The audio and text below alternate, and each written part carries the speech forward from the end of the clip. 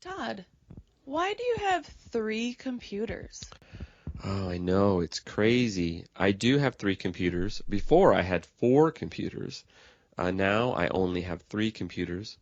I have 3 computers because I use computers for my job. Oh. So I have one computer for my house, Mm. my one laptop computer for my house, and Mm. I always keep that computer at my house. So it's heavy. It's a MacBook Pro, and I don't like to carry it, so I leave it at home. And I have a MacBook Air. It's very light, it's not heavy, and I use my MacBook Air when I travel, when I go to school, when I go downtown to a cafe. So, yeah, I have one computer for home and one computer for when I travel. And how about the other one? Oh, the other computer. The other computer is old. It's also a MacBook Pro, and it's 7 years old. Wow. Yeah, it still works. It works really well, but I use it as a backup computer. So sometimes I need a computer in case one computer fails. Uh-huh. Also, sometimes my friends need a computer and I lend my computer to my friends. Oh, that's nice. Yeah, it's easy. I like that. What do you do if you need something that's on the other computer? Well, I use cloud computing, so Mm. I use Dropbox. So Dropbox shares everything. So all computers are linked Mm-hmm. and they share all the files. So it's no problem. How about phones? How many do you have? I have 3 phones, also for my job. I have an iPhone, I have a Samsung Galaxy, and I have a Nokia Windows phone. Oh, really? Yeah. Which one do you like the best? That's tough. I think I like the Samsung Galaxy the best because it's bigger and it's easy to read, but the iPhone has good apps. I like the apps on the iPhone, and the iPhone is very reliable, so it always works. So yeah, How about the Nokia? the Nokia is also a good phone. It's a Windows phone, and I travel a lot. So when I travel, I always take the Nokia phone and I use a new SIM card in the country, and then that is my phone Mm-hmm. when I travel. I usually leave my Galaxy phone or my iPhone at home. You say you use your phone for work. How? Oh, so I create websites, Mm-hmm. and so I need to check how websites look on different phones. So every time I make a website, I check it on the Nokia phone, I check it on the Samsung phone, I check it on the iPhone. So I make sure the website works on all smartphones. Does the website often have problems with one phone or a different phone? Usually not. Usually everything is okay, but sometimes media files like audio files or video files do not work on the phones, so sometimes I have to change things, but usually it works. Ah. How about you? How many computers do you have?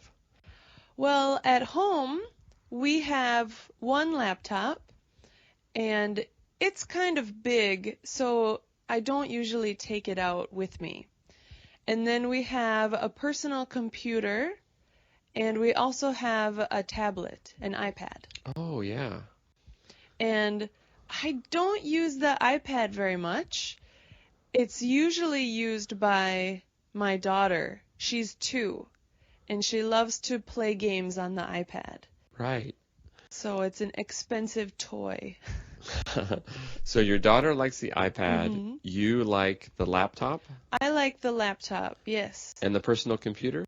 The personal computer is my husband's, and we also use it as the family computer when we want to watch a movie or watch a TV show, something like that. Oh, wow. Sounds good. And phones?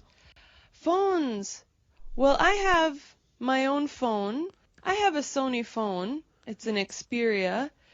And I like it. It's big, so sometimes my fingers can't reach all the buttons, but I can watch videos on it. I like that. And when I leave the country, I can't use it in other countries, but I can use the Wi-Fi, so that's convenient. Yeah, that is convenient. Okay, thanks a lot, Sarah. Thank you.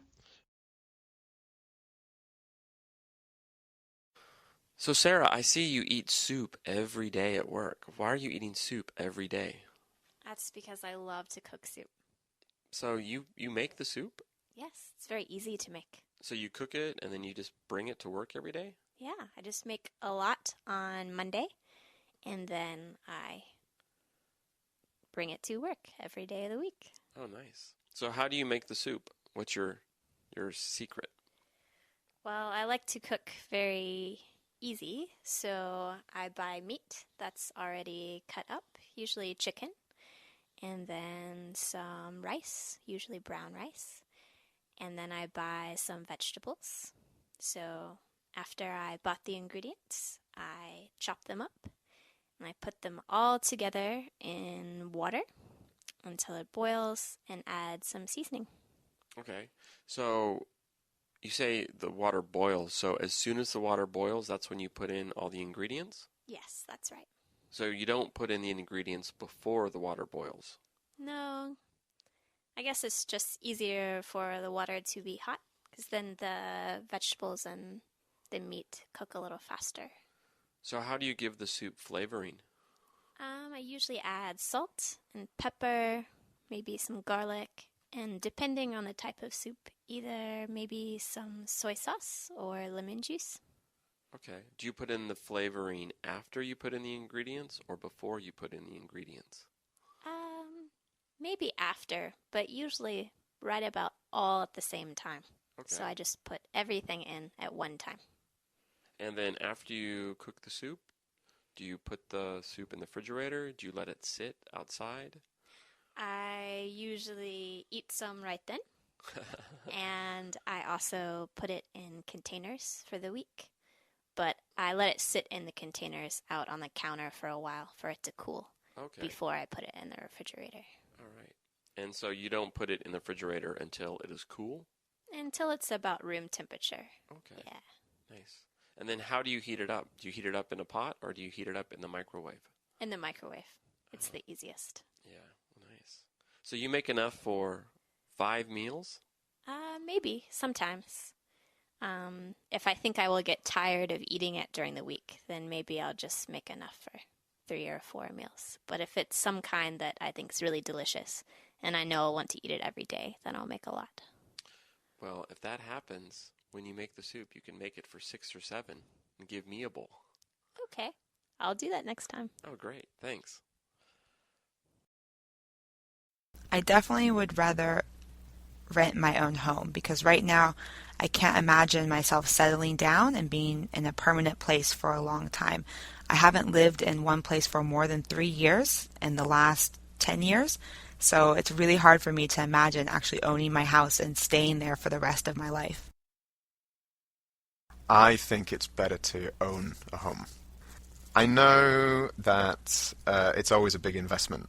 You know, you have to pay a lot of money up front, but I think it's important to think of it as like a long-term benefit that's going to provide you with some kind of security when you choose to sell, or when you retire, you're going to have somewhere to live.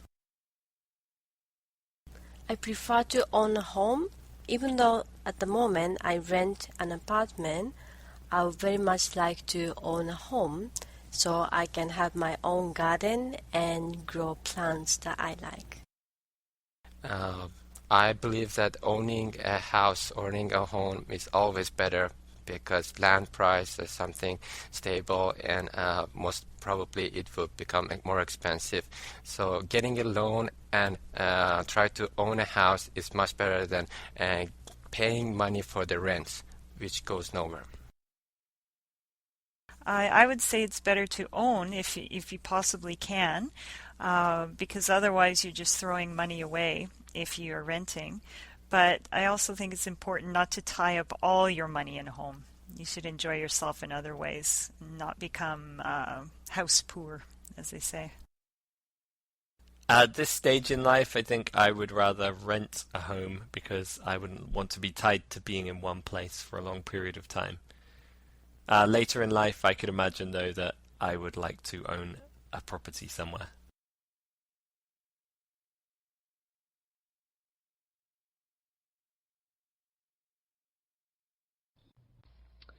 Good transportation? Not really, because I'm from a small village. But then if you actually go into the town itself, then things aren't too bad. There's quite a good bus system, and you can get there easily on the train. We don't have a tram or anything like that, but we don't need one. It's not very big anyway, so we have enough transportation for all of our needs. Does your hometown have a good transportation? Well, my hometown is Toronto, and I would say that it does have a good transportation system. The highway system is quite extensive, and there are buses and subway systems and long-distance trains throughout. It may not be as convenient as some other countries, like England or Japan, but I think that Toronto does have the best transportation system in Canada. I'm from Seoul, Korea, and yes, we have a good transportation in Seoul because we have a lot of buses and we have a very convenient subway, which almost goes around places around Seoul area and outside of Seoul. So basically you can reach any place by riding the subway, and buses, even though there's a big traffic, still I think it's very comfortable. There's actually not very good transportation in my hometown because it's quite rural. You definitely need your own car to get around. I have a car in my hometown to get me around because actually it's on top of a mountain, so there's no trains, and there's only an occasional bus, which is very expensive to use. The transport in my hometown isn't too bad. I live quite near to the capital, so there's a train that runs in and out from there. There are buses as well that run into Dublin City, but sometimes they can be late or delayed. Yeah, San Francisco has a pretty good transportation system. The best thing about it, it's really cheap. You can go anywhere in the city for $1 because once you buy a ticket for $1, you get 3 transfers. So you can transfer from a bus to another bus or a bus to the subway, so it's really efficient. Also, we have the cable cars, and they're pretty cool. Hey, Darcy, we're having a party this Saturday. You want to come? Yeah, that sounds fun. Okay, great. When is it? It is at 10 o'clock. Do you think you can make it? As long as I can get a ride. Oh, I think I can pick you up. Where do you live? I live about 10 minutes down the street. Oh, really? From here? Yes, from here. Okay, so you're in the east part of town. Yes, that's right. And around the corner from the gas station. Okay. Oh, nice. So if you can meet me at the gas station, I can just pick you up there. Sure, as long as you give me a call before, I'll forget. Okay, don't worry, I'll do that. So the party is starting at 10, so I'll pick you up around 9:45. Is that okay? Yeah, that sounds great. Can I bring something? Yeah, you can bring whatever you want. You don't have to bring anything, but if you want to bring your own dish or your own food, that's fine. But there will be some food provided. It's kind of your choice. I can bring brownies unless someone has special dietary needs. No, I'm sure everybody's going to love to eat brownies, so please definitely bring the brownies. All right. What about curry? I love cooking curry. If you want to make curry, you can make curry. That would be awesome. Okay. How about spicy Thai curry? I think you can make spicy Thai curry. I think everybody would like that. Okay. Sounds great. Now, do you play sports? If no one is throwing a ball at my face, yes. Okay.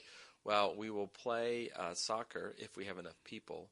So we're hoping to get enough people. So would you play? Sure, sounds great. Okay, great. And if the weather's not nice, though, then maybe we will postpone it and we'll have it on next Saturday or maybe next month. But it looks like the weather's going to be nice. If the weather looks bad, I'll give you a call. Okay, can you call before 8 a.m.? Yes, I will definitely let you know. Actually, if we think the weather is going to be bad, we will call you the night before, so you don't have to worry about it. All right, that will be perfect. Okay, great. Also, if you want to bring friends or you want to invite somebody else, you can also invite them as well. It's a company party, but it's friends and family, so you can bring other people as well. All right, should they also bring things for the party? If they want to, they can bring stuff, but they don't have to. Okay, cool. I'll call my friends. Okay, but your friends have to go there by themselves because my car is really small and I can only give you a ride. Oh, if you can only give me a ride, I don't think I can invite my friends. Oh, really? They don't have a ride? No, we all live really far away. Oh, no. Well, you know what? I'll tell you what. I'll ask if I can get the company van, and if I can get the company van, then I can give everybody a ride. Ooh, if you can give everyone a ride, I'll invite all of my friends. Okay, how many friends are we talking about? How many friends can fit in your vehicle? Maybe 6 or 7. Okay, I think I can call some friends. Well, if you can get your friends to come, then we will definitely have a soccer match. All right, how many teams will we make? I'm sure we'll just have 2, but we'll have a big game. Okay, as long as my team can win. Well, I can't promise that. It's on. If I had $1 million, what would I do? Well, first, I would take a portion of that money and put it into savings. That way, I would not be able to spend that money later. Secondly, I would probably take some money and go traveling around the world. I would do everything that I've always wanted to do on my to-do list in life. And lastly, I would give money to charities and churches, and the rest would be given to my family and friends. And everybody I love would be given an amazing present. I would buy an expensive house on a tropical island somewhere, and a yacht, and I would buy a very, very nice car and a private jet. Well, I don't know if $1 million would buy all this stuff now. But I would just spend my days enjoying life. If I won $1 million, I personally would probably quit work and apply to a better university. So then you need money to get into college in the States, so that would really help me out. I think I'd definitely buy a new house, maybe not a huge mansion, but I wouldn't be renting anymore, that's for sure. If I won $1 million, what would I do? Now, I don't have the need to have any really special large possessions such as a house or expensive car. I think that I would put the $1 million somewhere safe where there's no risk of anything like the stock market, and I would live off of the interest for the rest of my life. Even in a very safe circumstance, the return would probably be 3 or 4%, being $30 or $40,000 a year, and I think that I could comfortably live off of that and allow me to travel and see the places in the world that I haven't been to yet. Wow, this question is really great. What would I do with $1 million? Wow, I would probably invest all this money, but invest in my own businesses. These days I just think about making business, starting business, so I just want to work for myself. So I would probably invest my money creating businesses and working for myself. It would be something really like that. Okay, $1 million. If I won $1 million, I would go around the world. I haven't been to Africa, and I'd really like to go. Secondly, I'd buy a really big house with a really big television. Then after, if I had any money left, I would invest. Maybe give some to my parents. So, Monica, you do Tai Chi. Ah, yes, I've just joined a Tai Chi club. What made you join the Tai Chi club? Well, I wanted to do something that was a lot different to what I usually do, which is high-impact sports like basketball and tennis. So you wanted to do something that was slower. Yeah, well, I don't usually enjoy exercise that is quite slow, such as yoga, but I decided to join this club and I'm really enjoying it. So what exactly is Tai Chi? What do you do in Tai Chi? Well, there are different types of Tai Chi. There's the original Tai Chi, which involves quite quick, fast movements. And then there's a slower form of Tai Chi, which is quite popular in Japan. I think it's called Mr. Young Tai Chi. And that involves very slow, pronounced movements. And that's the Tai Chi that I'm doing. How do you feel like after you do Tai Chi? Do you feel tired? Do you feel energetic? After I've done Tai Chi, I feel quite energetic, actually. I don't really feel tired because I haven't had a really hard workout. But I feel that my mind is very relaxed and very focused, and I'm very motivated to do whatever I need to do for the rest of the day. Now, you actually are a tennis coach, so you teach sports. Would you recommend Tai Chi for other athletes? Yeah, I do recommend Tai Chi for other athletes. It's quite difficult to know exactly how you would benefit from Tai Chi and how it can directly relate to a specific sport. But I've heard that it works on your energy levels and focuses your mind so that everything's in balance. And I think that can help any kind of sport because even in a sport like tennis, it's important to have balance when you're hitting the ball, when you're volleying, when you're getting ready for a smash. It actually involves having balance in terms of where your center of gravity is. So yeah, the concepts are similar.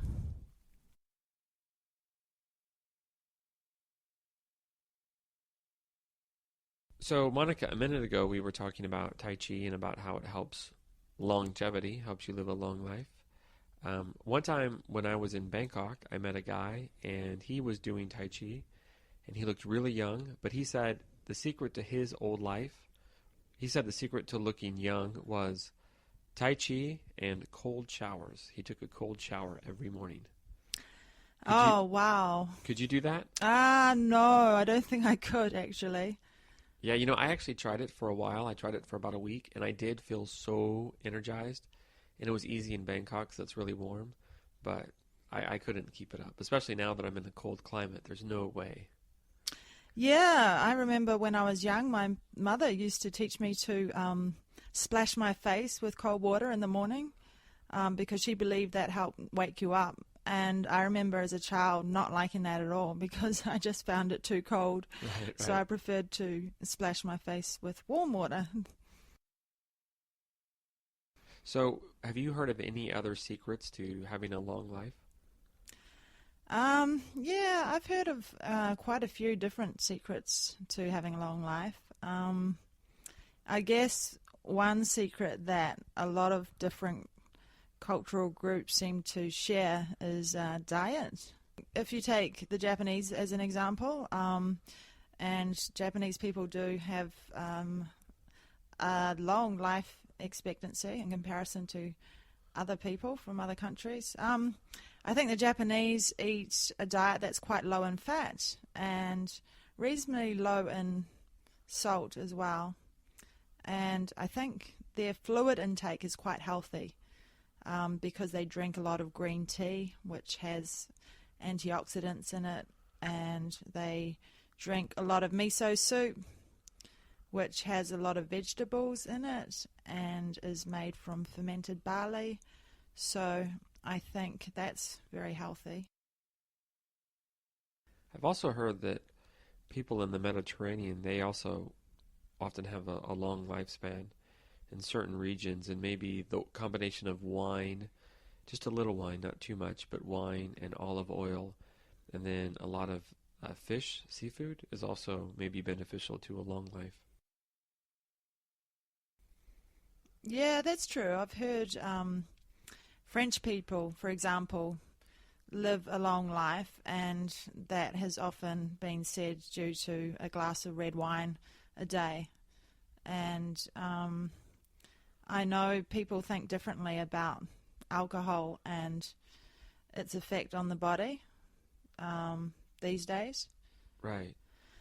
Yeah, because alcohol used to be considered quite a bad thing and discouraged in all forms, but now people tend to think that a glass a day is actually quite beneficial to your health.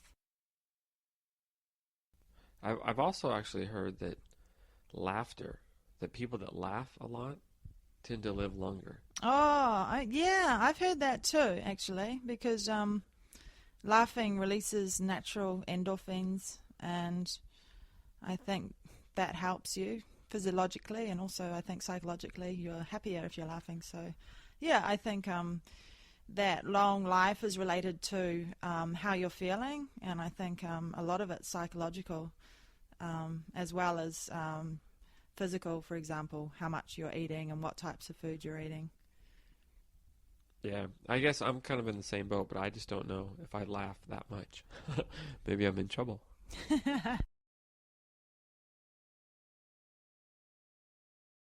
So, Darcy, we are going to talk about some common phrases in English. And all of these phrases actually use what's called the noun clause, which is kind of a tricky grammatical structure. But we just want to discuss about the meaning of the phrase. And do you think it's true or not true? Okay. Okay, so the first one is, it's not what you know, but who you know. Please explain. I think that means, like, even though you might learn a lot of information or have a lot of experience, it doesn't necessarily mean you'll be successful. I think some of it comes from the connections that you have with people and who they know. So sometimes finding a job isn't being the person that has the most knowledge of the subject. It might just be having an acquaintance that has a connection with someone else that can hook you up with that job, or a person that can get you to where you want to be. Yeah. So it really is who you know and not what you know. Right. And you think it's true, it holds true in life? I definitely think so, or I think it kind of depends on the culture. In the United States, there's the belief that you can be successful from working hard, like, you know, the American dream, all you have to do is work hard. But it's not necessarily about, you know, having connections, having money, knowing people. It's, you can earn your way up. But in other cultures, it's more about who's older than you, and you have to kind of follow a certain path. And it comes, I think some of that comes through the people that you know, those connections, because it's just how the society is set up more. So in that case, it's more who you know rather than what you know. What you know, correct. So it just depends on culture. Right. Yeah, good points. Okay, so here's another one. What you don't know won't hurt you, or what you don't know can't hurt you. Yes, I think another way of saying that is ignorance is bliss.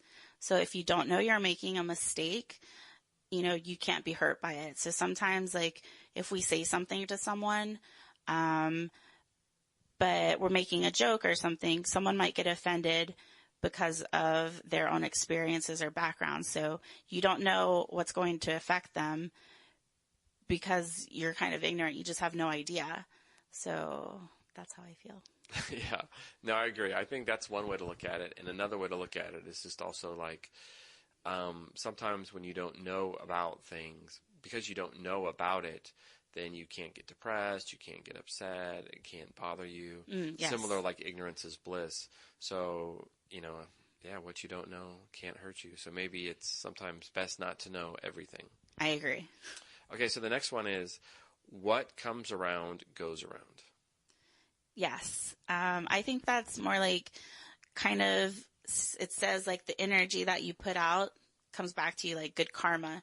So if you help someone or you treat someone well, then that can come back to you, where, you know, maybe you help someone and later on someone tries to give that back to you and helps you. Right, exactly. And also maybe if you do something bad, right? Oh yeah, for sure. So maybe if, you know, you steal money or you do something bad, then maybe something bad later will happen to you because you put that negative energy out. Right, it's going to come back and get you. Actually, I love that one, what comes around goes around. Like if you do something bad to somebody, there's a really good chance that they're going to come back and do something bad to you, or something bad is going to happen to you. So you should always be nice and good, I agree. or else the badness is going to come back around. Okay, another one is, you get what you pay for. Yeah, I think that means like the quality of something. So if I spend more money, then I can get a better quality item, something that will last longer. But if you don't pay a lot of money, maybe something will break down really quickly. Yeah, exactly. So like if you buy something that's really cheap to save money, you're not going to get a lot of value out of it. Yeah. So maybe it's better to pay something that's high quality. Yeah. Yeah, even though it costs more in the beginning, like if you only buy something cheap, and you might have to replace it many, many times. So eventually you end up paying more than you would have if you invested more to begin with. Yeah, so true. Okay, so the next two are not really deep ones. They're more just kind of like phrases that we say for situations. Mm-hmm. One of them is, what you do is up to you. What does that mean?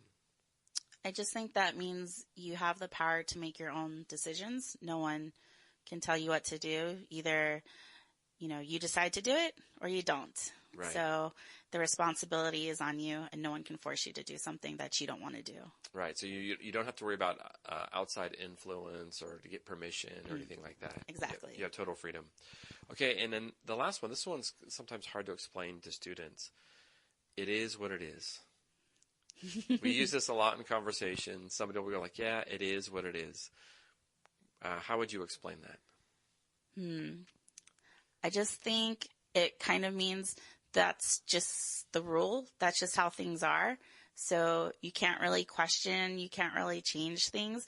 You just have to accept it. Like, this is what it is, and there's nothing you can do to change it. Right. And I love how you actually used another noun clause to explain it. Like, that is how it is, or that's how things are, excuse me. Mm-hmm. So that's how things are. It is what it is used when you really can't explain something. That's what it is. So it's undefinable almost. Everybody knows what you're talking about, but it's very hard to define. Actually. Exactly. Yeah. Okay, another one is, be careful of what you ask for. Please explain. Be careful of what you ask for. I think there's a second part to that. Be careful what you ask for, because it may come true. Yes. So it's, if you have expectations and you get them, like maybe you wish for a new job and you get the new job and you're really excited, but then, you might get what you asked for, but it might not be what you expected. So, I get paid more money, yay, but then it turns out you're really stressed out. You have a lot of extra work to do. You're not happy. You were happier in your former situation. So even though we get what we think we want, can be a bad thing because it might be worse than we, expected. Yeah, so true. Anyway, thanks for sharing. Those were good explanations. Thanks. You're a good teacher. I try. So, what are some talents you wish you had? I would say this talent spreads a long time back, and it's always something I'm very envious about. I don't have the best memory, and so I really wish that my talent was to remember a lot easier or even have photographic memory. I think that would be very useful, especially as a student during exams where we're able to read quite a bit and remember all of it. I think that talent would be interesting to have because I wouldn't always be forgetting daily things like my keys to my apartment. Right. Or, so for example, my water bottle every single time I leave for class. I think memory is very important, and it's very good to remember certain conversations with people. For example, sometimes I might have a conversation with someone and completely forget that I talked about that topic, and then just be reminded of it when I talk to that person the next time. Yeah. Yeah, and so I think having a better memory or photographic memory would be great for those situations. Yeah, definitely. And yourself, what are some talents that you wish you had? I wish that I could dance. Like, I have no rhythm at all. Yeah. So, like, I feel so stupid when, like, if we go out or we listen to music, I just look really goofy when I try to dance. But I feel like dancing, so I still try, but it looks horrible. So, yeah, I wish I had more, like, rhythm and the ability to, like, learn dance moves, I guess. Yeah, I would say that dancing is definitely a talent that some people have. Likewise, I do not have any rhythm, so I'll join you on that same boat where even though I like to dance, I don't dance very well. Yeah. And yeah, I wish that I was better at sports as well. I really like downhill skiing, for example. But I never skied a lot. Like, my dad, he skied professionally when he was young. Okay. And I'm kind of, like, bitter that he didn't take me up to the hills more than he did. Yeah. Because if I had started at a young age, I could be really good right now. But I didn't. So I'm a casual skier, but I really wish that I could be, like, better than average in something, especially a sport. Got it. Do you play any sports besides basketball? So basketball is my main sport. I used to play a little bit of volleyball when I was in high school, and so I played the position of setter. And so that was very fun. It took a lot of accuracy. I think if I had to be a little bit more talented, it would be at jumping. Because if I was able to jump a lot more, I would be able to fake my sets and just hit the ball down on the opponent's side. And so that would be a cool talent to have if I was able to jump maybe 5 to 10 more inches higher than I usually did. I still remember that my vertical was 26 inches when I was in grade 9 or grade 10. And so maybe if I added a couple more inches onto that, I would have been able to perform in more creative ways. Yeah. Yeah. So can you dunk a basketball? That depends on how high the rim is. If it's 5 feet or 6 feet, definitely, but on a standard regulation net, which is probably 9 or 9.5 feet, I cannot. Okay. But maybe if I had the talent of jumping extremely high, I would be able to dunk a basketball, but no. Can you dribble with your left hand? Of course. I can dribble with my left hand, I can dribble with my right hand, I can dribble between my legs. I've done a lot of different types of basketball drills when I was on the high school team. And so, I'm pretty good at handling the basketball, shooting, driving to the net, and passing it a lot, quite a bit. So, pretty efficient with the basketball. Yeah, that's impressive. Just can't dunk. Okay, yeah. Can you shoot with your left hand? No, I cannot. I can't shoot with my left hand. I could do a layup with my left hand, but I can't shoot the ball naturally like a free throw or a three-point shot with my left hand. Okay. What exactly is a layup? A layup is when you drive towards the net, you're allowed to take 2 steps while holding the basketball. And so that's usually how people, when they're very close to the net, they do a layup, or they're also able to convert a layup into a dunk. So they're able to take 2 steps and dunk towards the basketball net. Okay. And so, that's a little bit of basketball knowledge for you. Yeah, got it. So, Meg, you're getting married soon. How are things going? Things are going pretty well. We have a lot of planning to do. I bet. So, have you hired a band yet? No, we haven't hired a band yet. My brother has some friends who are in a band, so he's going to ask them. Oh, cool. And have you gotten a caterer for the wedding? Yes, we have gotten a caterer because the food is very important, so we ordered it in advance. Oh, what kind of food? We're going to have traditional American food. Oh, nice. So, have you bought a dress yet? Yes, of course, I have bought a dress. That's the most important part. So last week, I picked up my new dress. Have you tried it on yet? Yes, I've tried it on many times already. Okay, cool. Have you shown it to your groom-to-be? No, I haven't shown it to my groom-to-be because it has to be a surprise on the wedding day. Oh, that's right. So, have you ordered the flowers? No, not yet. I haven't ordered the flowers because I'm waiting for some special flowers from the florist, so still waiting. And have you sent out the invitations? Yes, we have sent out the invitations. We sent them out maybe a month ago. Oh, cool. So then I assume you have booked the hall. Yes, we have booked the hall because we wanted to have it at a special hall, so we booked it probably 6 months ago. Okay, cool. Well, the only one problem, I didn't get an invite. Am I invited to your wedding? Oh, I brought the invitation with me today. Okay, great. Thanks. So, Adam, today we're talking about do-overs. So, what is something that you wish you would have done over? For example, maybe something in your university life? Yeah, there are a few things. I might change my major. I studied education, and while I enjoy what I'm doing right now,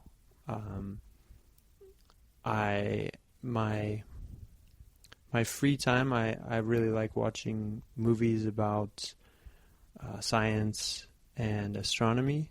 And if I would go back to school and start my studies over, I'd probably study something along those lines, astronomy and metaphysics or something. I think that those topics are really interesting and on the cutting edge of science, and just fascinating to explore.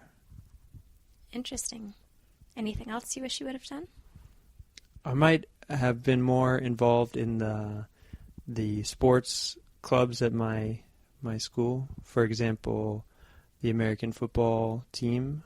I played in high school, but in college I wanted to play, but I didn't have the motivation to push me over the edge to actually go out and really put my heart into it. I went to one training day and kind of tried out, but I didn't really pursue it as much as I would have liked. I think it would have been fun to be part of that culture and that environment. How about something that you did do that maybe now you wish you hadn't? I pierced my ears in high school because that was the cool thing to do, but now I don't wear earrings, and looking back on it, kind of just a silly thing to do, that trying to follow the trends that trends usually pass. So that would be something that I wouldn't do again. Anything else you would have changed? I might have made different decisions about my girlfriends at the time.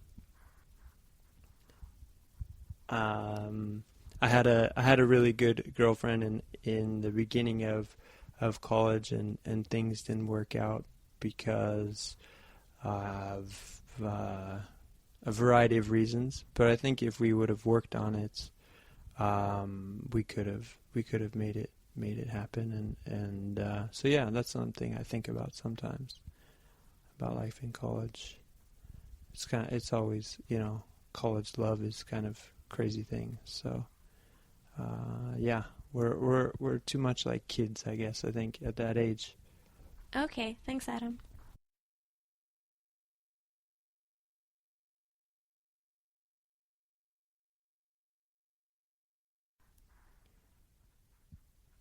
Hi, Sarah. Hi. Today we're talking about do-overs. So if you had a time machine and you could go back to your college years, is there anything that you might change or do differently? I really wish that I would have had a chance to study abroad. I chose the wrong major initially. I was a nursing major for 2 years and worked really hard at a major I was really bad at. And then after 2 years, I switched schools and switched majors. And because of that, I had so many credits to take that I couldn't study abroad or do really any extra classes that were fun. That must have been challenging. Where would you have liked to study abroad? Really anywhere. I've always loved to travel, so I would have been open to going anywhere. So you said you studied nursing. What would you have studied otherwise? Well, I first went into nursing because everyone, since I was really little, told me that I would be a good nurse. So I thought it was my calling in life. And then, after taking lots and lots of science classes, which I'm really bad at, I decided to switch majors to education. And then I ended up liking that major, so I'm really happy that I switched.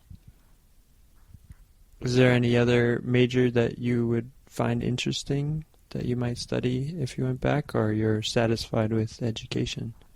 I'm glad I did education because I really like that work-wise, but if I had to go with things that I'm interested in, I probably would have been some sort of art major. Both my siblings are artists, so it kind of runs in the family a little bit. What kind of art do you like?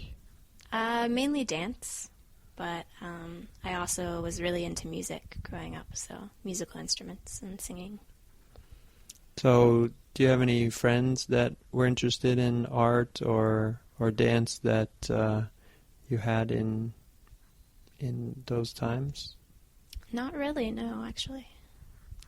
Do you wish that you if you were in a group of people that liked the similar things, that you might have pursued different interests? Definitely. I wish I would have done more with dance. I was a ballerina for 12 years, and I gave up on that when I was 14 because I got to the level where I either had to train professionally to do that for a job or stay in a class where the younger girls would keep moving up. And so at that time I quit. And although I don't wish I was still doing ballet, I wish I would have continued some kind of dance. So, Sarah, any funny haircuts or anything like that? Actually, yes. 1 week before I moved away to college, I cut my hair boy short. And then after that, like during my first semester, I dyed it all different shades of red. And my hair's actually been pretty much every length and every natural-ish color. Wow. How did your friends and family respond to your red hair? My mom didn't like it so much. She thought I was going to dye it like a natural red color, but it was more of a fuchsia red color. So she didn't like it very much. But my friends and like my siblings understood because I've always been very different and didn't really care what other people thought about how I looked. How long did you like it? For a while, until I wanted change. I love change, so I'd always switch it to something else. Wow, that's great. Thanks, Sarah.